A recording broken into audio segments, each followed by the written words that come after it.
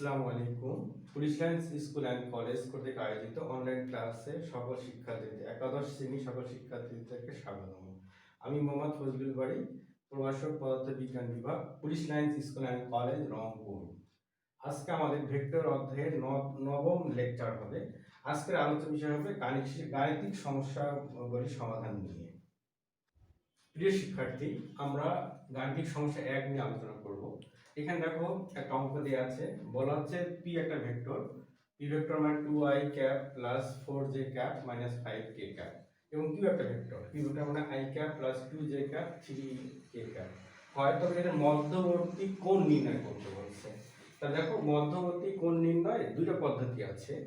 আমরা জানি ডট গুণন থেকে আমরা মধ্যবর্তী কোণ পেতে পারি, অথবা ক্রস গুণন থেকে মধ্যবর্তী কোণ পেতে পারি আমরা। তাহলে দেখো আমরা ডট গুণন থেকে কিভাবে মধ্যবর্তী কোণ বের করব সেটা নিয়ে আমরা আলোচনা করছি। তাহলে ইতিপূর্বে লেকচারগুলো থেকে তোমরা জেনে গেছো P vector dot Q vector, আমরা ডট গুণন এরকম পাই পি কিউ কস থিটা।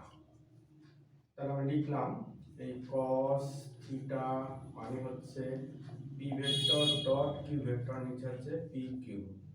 অতএব থিটা মানে লিখলাম cos inverse P vector dot Q vector, নিচে হচ্ছে পি কিউ। আমরা এই সমীকরণ থেকে থিটার মান পাবো। 1 নম্বর সমীকরণ আমরা দিয়ে রাখলাম। তা দেখো এই সমীকরণে দেখো পি এর সাথে কিভাবে ডট গুণন, তা দেখো দুইটা ভেক্টরের কিভাবে ডট গুণন করতে হয় সেটা আমরা জানি। তা দেখো আমরা এরকম জানি, দেখো যে পি ডট কিউ, পি এর মান দেওয়া আছে 2i plus 4j minus 5k, dot দেওয়া আছে i plus 2j plus 3k। তা দেখো এই তিনটা উপাদান দিয়ে এই তিনটা গুণন। তাহলে দেখো ডটের ক্ষেত্রে আমাদের এরকম জানা আছে যে i vector dot i vector j vector dot j vector, তাহলে কত হয়, এখানে 1 হয়। অর্থাৎ হচ্ছে মিলে গেলে ডট গুণনে মিলে গেলে ডট গুণে হবে হচ্ছে 1। আচ্ছা, আবার হচ্ছে দেখো i dot j dot k, আবার k ডট i কত হবে, 0 হবে যদি মিলে না যায়। এটা সহজ করে মনে রাখার উপায়। আমরা কোণ দিয়ে মনে রাখতে পারবো, এখানে দেখো কোণের মান হবে 0 ডিগ্রি, আর এখানে কোণের মান হচ্ছে 90 ডিগ্রি। এখানে কোণের মান হবে 0 ডিগ্রি, আর এখানে কোণের মান হচ্ছে 90 ডিগ্রি। তাহলে cos 90 মানে হচ্ছে 0, আর cos 0 মানে হচ্ছে আমাদের 1। তাহলে আসো এখানে দেখো তিনটা উপাদান তিনটার সাথে মিলে যাবে, i এর সাথে i মিলে যাবে। যদি i এর সাথে i মিলে যায় তাহলে আমরা 1 লিখতে পারবো। তারপর যখন আবার i এর সাথে j আসবে তখন কি মিলে যায়নি, তখন কত হবে, 0 আসবে। তাহলে দেখো আমরা গুণন করতেছি, i এর সাথে i ডট মিলে গেছে 1, আর কি থাকলো 2, আর 2 লিখলাম। আবার দেখো এই j এর সাথে j মিলে গেছে, বাকি উপাদানগুলো কত হবে, বাকি উপাদানগুলো হবে 0। তাহলে দেখো 4 দুগুণ কত হলো, 8 হলো। আবার দেখো k এর সাথে k মিলে গেছে, তখন হবে কত, 1 হবে, আর বাকি উপাদানগুলো হবে কত, 0, 15।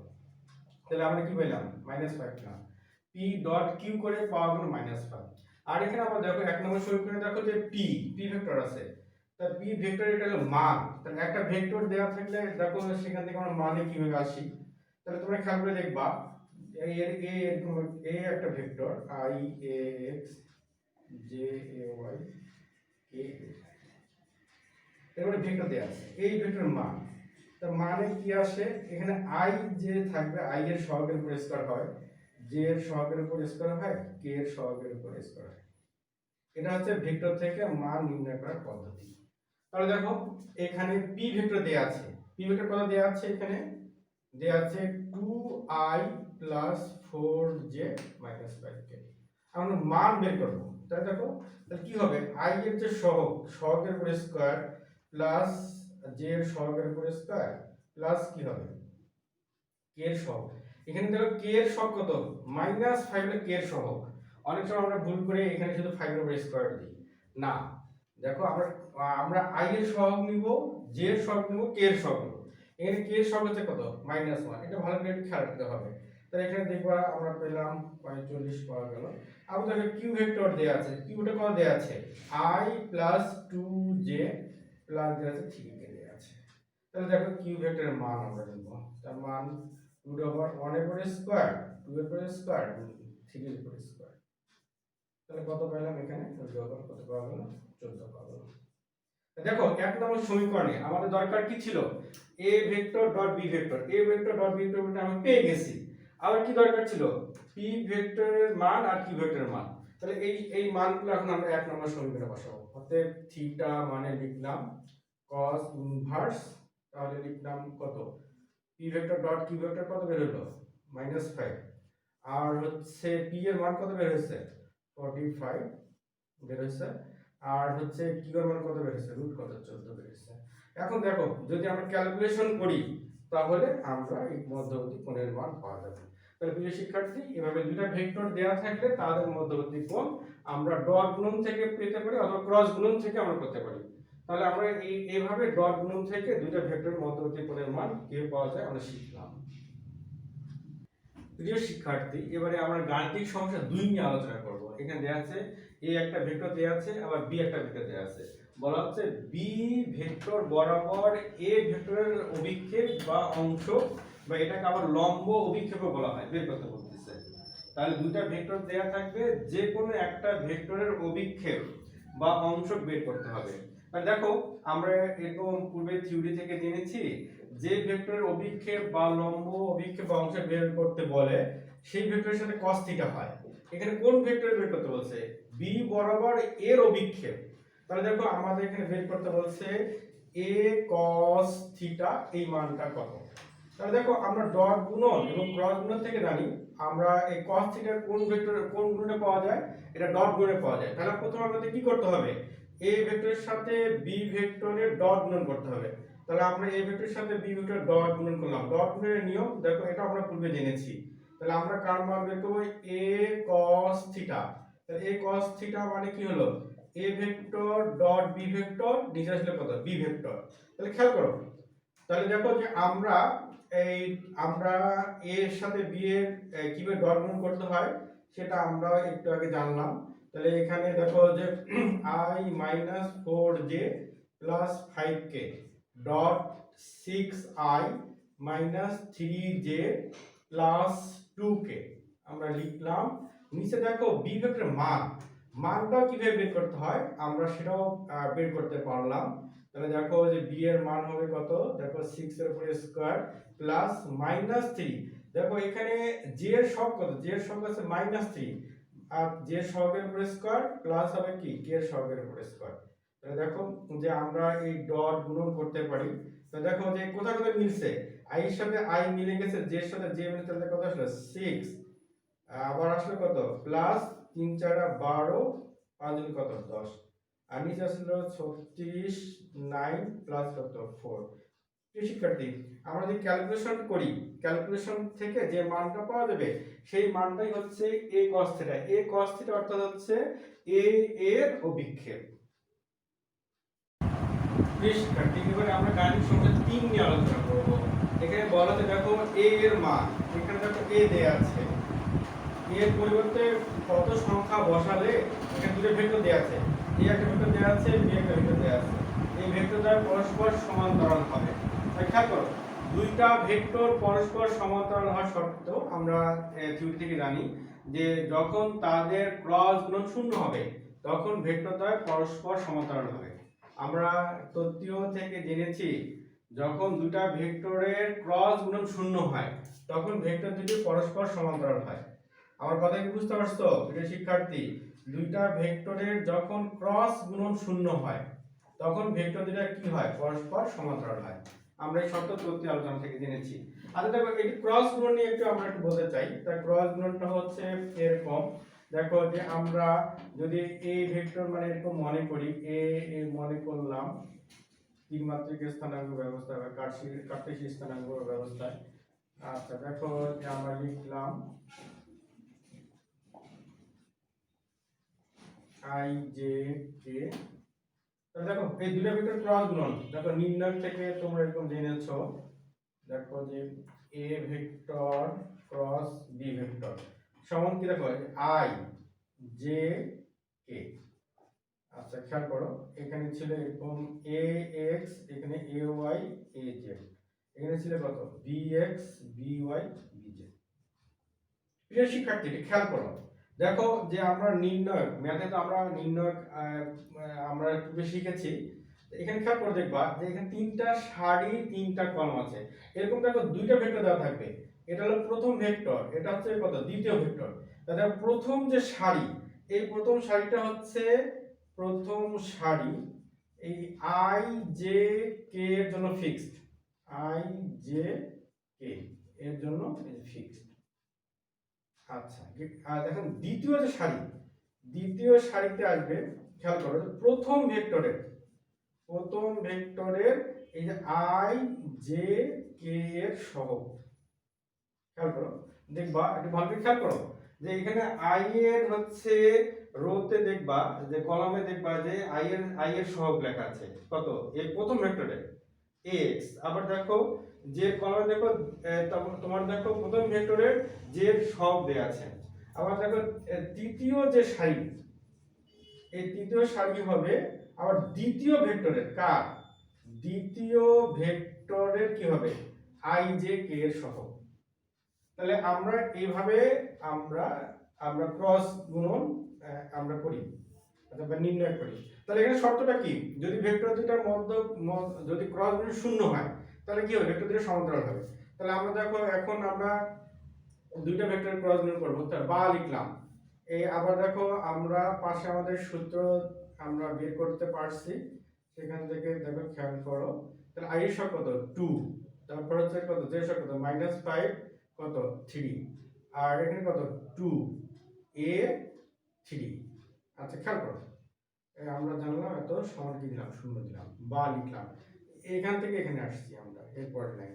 আচ্ছা বা খেয়াল করো আই, তাহলে তো আমরা নির্ণয় পারি। তাহলে আই যখন নিবা তখন কি আই এর সারি কলাম বা, তাহলে দেখো আবার কি হয় প্রথমটা আড়াআড়ি গুণন বিয়োগ কি দ্বিতীয়টা আড়াআড়ি গুণন, তা -15 মাইনাস কত 3 আই গেল। এখন দেখো জে, আবার যখন জে নিবা জে সারি কলাম বাদ, তাহলে 6 মাইনাস কত 6, আবার যখন কে নিবা কে সারি কলাম বাদ, তাহলে 2a প্লাস কত 10 সমান কত 0। তাহলে বা এখানে পাইলাম আমরা আই, এখানে পাওয়া গেল -3a -15, আমরা এখানে শূন্য পেলাম, এখানে পেলাম কে 2a প্লাস 10। প্রিয় শিক্ষার্থী এটা খেয়াল করতে দেখি এই শূন্যকে আমরা এরকম লিখতে পারি কিনা, আই শূন্য জে শূন্য কে শূন্য লেখা যায় কিনা, দেখো তো লেখা যায়। তাহলে আমরা এখানে একটা সমীকরণ নাম্বার দিলাম, ধরে 1 নম্বর সমীকরণ দিলাম।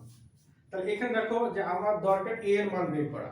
তাহলে আমরা আমরা এইভাবে করতে পারি যে উভয় দিকে এই যে আই এর সহগ, এটাকে সমীকৃত বলে বা কি বলে তুলনা করি, তা যদি উভয় দিকে আমরা আই এর সহগ তুলনা করি, দেখো এখানে আই এর সহগ কত -3a -15, তাহলে লিখলাম বাম দিকে -3a -15 এই সমান চিহ্ন দিলাম আর ডান দিকে আই এর সহগ কত দেখো 0, তাহলে 0 লিখলাম। তাহলে এখান থেকে দেখো যে বা আমরা a পাবো কত মাইনাস কত পাওয়া যাবে -5 পাওয়া যাবে। আবার দেখো উভয় দিকে আমরা k এর সহগ সমীকৃত করব, k এর সহগ সমীকৃত করব। তাহলে দেখো বাম দিকে k এর সহগ কত আছে এই 2a প্লাস 10 আছে আর তার সমান চিহ্ন দিলাম, আবার ডান দিকে k এর সহগ কত 0 আছে। তাহলে এখান থেকে দেখো যে a পাওয়া যাবে -5, একই মান আমরা পাবো। তাহলে প্রিয় শিক্ষার্থী তাহলে আমরা বি ভেক্টরের a এর স্থানে যে -5 আমরা বসানো হয় তখন a ভেক্টর আর b ভেক্টর পরস্পর সমান্তরাল হবে।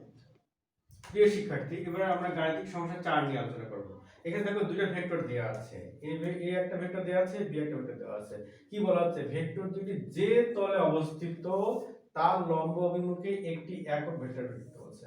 তাহলে আমরা থিওরি থেকে জানি যে দুটো ভেক্টর যদি একটা তলে অবস্থান করে তার লম্ব দিকে একক ভেক্টর নির্ণয় সূত্র হচ্ছে দেখো যে উপরে ওই দুটো ভেক্টরের ক্রস গুণন আর নিচে সেই ক্রস গুণনের হচ্ছে মান। খেয়াল করো আমরা থিওরি থেকে এরকম আমরা জেনেছি।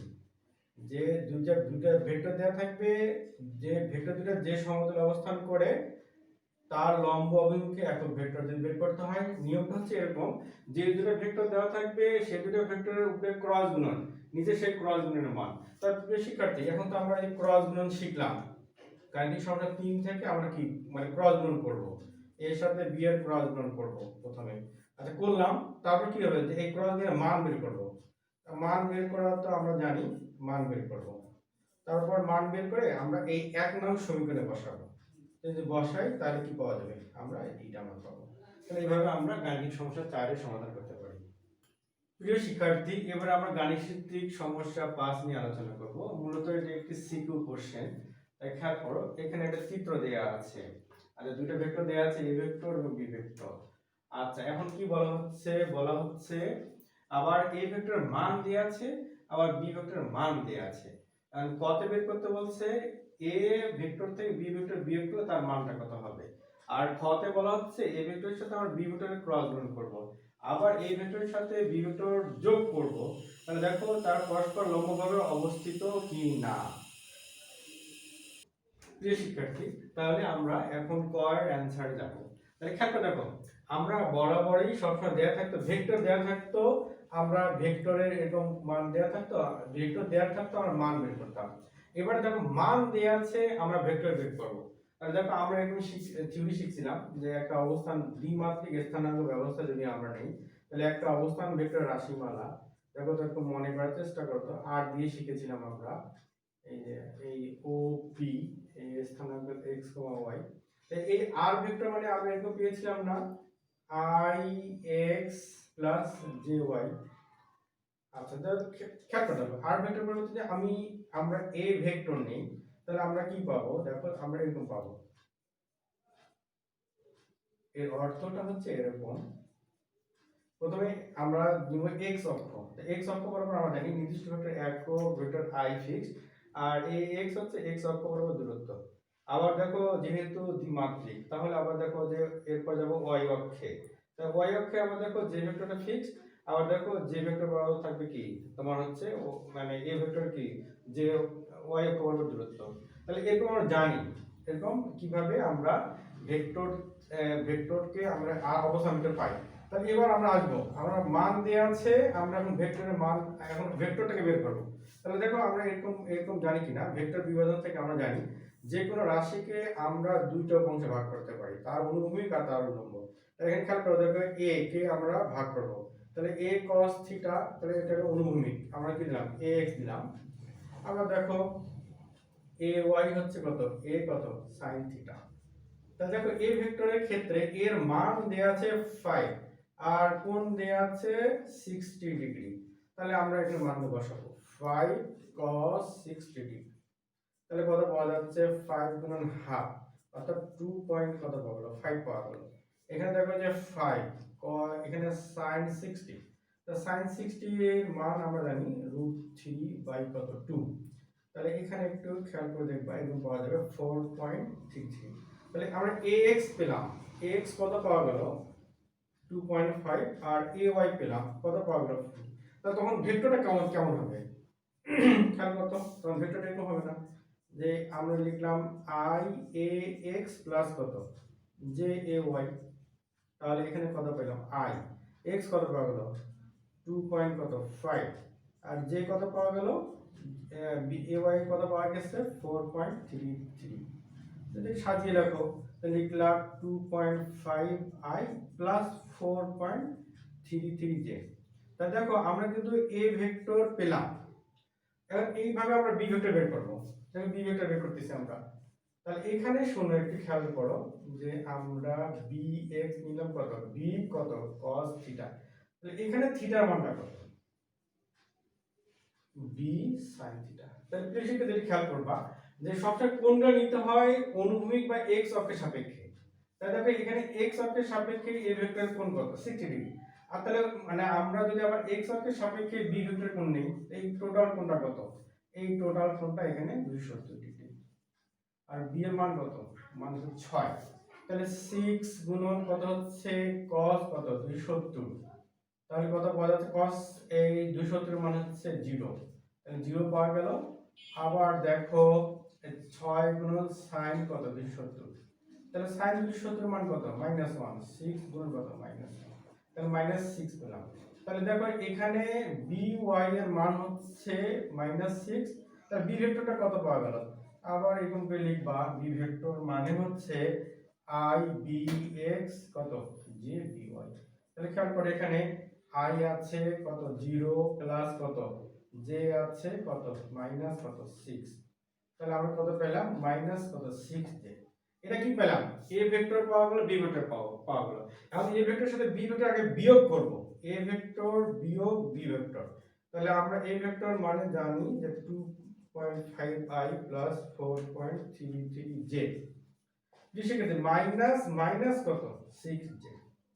তাহলে এখানে কত আসলো 2.5i প্লাস কত আসলো একবার লিখলাম তোমার 10 পয়েন্ট কত 33 কত j। এটা একটা কি পাওয়া গেল, a ভেক্টর মানে b, এখন মান বের করব। তার মান বের করব তো আমরা পূর্বে শিখেছি কিভাবে মান বের করতে হয়। তাহলে কি করব, i এর সহগের উপর স্কয়ার দিব, আবার j এর সহগের উপর কি দেব স্কয়ার দিব, তাহলে আমরা কি পাবো, আমরা এখানে মান পাবো। তো প্রিয় শিক্ষার্থী, আমরা এভাবে যদি যদি মান দেয়া থাকে সেই মান থেকে আমরা ভেক্টর বের করার পদ্ধতি শিখলাম। এরপর দেখো যে আমরা a থেকে b এ বিয়োগ করলাম, বিয়োগ করে তার মানটা বের করলাম। তাহলে এক কয় সমস্যার সমাধান আমরা করতে পারছি। প্রিয় শিক্ষার্থী, আমরা এবার ক্ষয়ের সমাধান দেব। তো ক্ষতে কি বলা হচ্ছে, a ভেক্টরের সাথে b ভেক্টর ক্রস গুণন করব, আবার a ভেক্টরের সাথে b ভেক্টর যোগ করব। আমরা বলবো যে তারা লম্বভাবে অবস্থিত কি না। তাহলে দেখো প্রথমে আমরা a এর সাথে b এর ক্রস গুণন করি। তাহলে খেয়াল করে দেখো যে আমরা ক্রস গুণন পূর্বে শিখেছি a ক্রস b, তাহলে আমরা i j k নিলাম, আর দ্বিতীয় সারিতে আসবে কি আসবে 2.5, তারপর আসবে 4.33, আর যেখানে যদি k এর সব না থাকে তাহলে কি বসানো হবে, শূন্য বসানো হবে -60। তাহলে দেখো i নিলা, i নিলে 0, আবার j নিলা, j নিল 0, আমরা k নিলাম, k নিলে দেখো এখানে আসবে 15 -0, তাহলে কি পাওয়া গেল 15k পেলাম। এটা কি পেলাম, a vector cross b vector. আবার দেখো কি আছে a প্লাস b, তাহলে আসো a প্লাস b করব আমরা, a প্লাস b। আগে দেখো a প্লাস b, দেখো 2.5i প্লাস 4.33j মাইনাস দেখো মাইনাস কত 6j। তাহলে দেখো 2.5i মাইনাস 1.67j। তাহলে আমরা কি বের করলাম, a vector cross b vector, আবার a প্লাস b ভেক্টর বের করলাম। এখন কি বলছে, লম্বভাবে অবস্থিত কিনা। তাহলে দেখো দুইটি ভেক্টর লম্বভাবে অবস্থান করার শর্ত হচ্ছে, দুইটি ভেক্টর লম্বভাবে অবস্থান করার শর্ত হচ্ছে যদি তাদের ক্রস গুণন শূন্য হয়। তাহলে খেয়াল করো দেখো যদি তাদের ডট গুণন শূন্য হয়। আচ্ছা আমি একটু ভুলে বলেছিলাম, দুইটা ভেক্টর পরস্পর লম্ব শর্ত হচ্ছে যে তাদের ডট গুণন যদি শূন্য হয়। তাহলে আমরা দেখব এখানে ডট গুণন শূন্য আসে কিনা। তাহলে এখন আমরা এই ডট গুণন করতেছি, dot a vector plus b vector. তাহলে খেয়াল করো আমরা কত পেয়েছি 15k ডট, খেয়াল করো এখানে কত পেয়েছি 2.5i মাইনাস কত 1.67j। দেখো এখানে i নাই j নাই, আবার এখানে k নাই, তাহলে কত আসছে ফলাফল কত আসছে শূন্য আসছে। তাহলে দেখো ডট গুণ শূন্য হয়ে গেছে। তাই ডট দুটো ভেক্টর ডট গুণ শূন্য মানে কি, ভেক্টর দুটো পরস্পরের সাথে কিভাবে থাকবে লম্বভাবে থাকবে। তাহলে প্রিয় শিক্ষার্থী, তাহলে আমরা গাণিতিক বিশ্লেষণের মাধ্যমে যাচাই করতে সক্ষম হয়েছি। তাহলে দেখো যে এই ভেক্টর দুটো পরস্পর লম্বভাবে অবস্থিত। তাই নিশ্চয়ই তোমরা গাণিতিক সমস্যা 5 এর দুটোর সমাধান বুঝতে পেরেছো। প্রিয় শিক্ষার্থী, সবাইকে ধন্যবাদ জানিয়ে সবাই সুস্থতা কামনা করে এখানে আমরা গাণিতিক সমস্যা সমাধানের ক্লাস শেষ করছি। আসসালামু আলাইকুম ওয়া রাহমাতুল্লাহি ওয়া বারাকাতুহু।